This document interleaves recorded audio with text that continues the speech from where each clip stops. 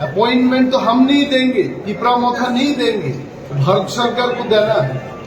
भारत सरकार के जो माननीय गृह मंत्री है, उन्होंने महाराज जी से बात कर रहा है, तिपरा मोथा की जो चेयरमैन है उनसे बात कर रहा है। तो अभी बातों में क्या हो रहा है, जहां तक हम लोगों को मालूम है, भारत सरकार ने 27 तारीख को अपॉइंटमेंट देने वाला था, अभी नहीं हुआ।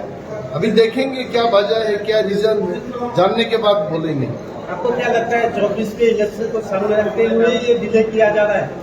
24 का इलेक्शन बहुत बाकी है और इलेक्शन को सामने रख करके तिपरा मोथा कोई राजनीति नहीं करता।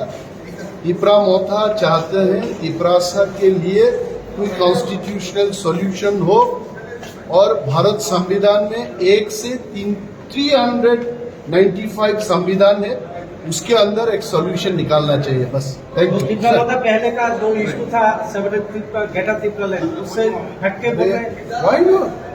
Article number 2 and 3 is also included in 395 articles.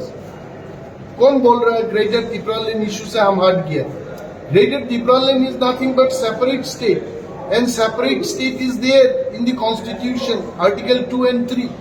हम कॉन्स्टिट्यूशनल सॉल्यूशन की बात कर रहा है। 1 से लेकर के 395 तक जितना भी संविधान का आर्टिकल है, उसके जरिए ये होना चाहिए, बस। Thank you.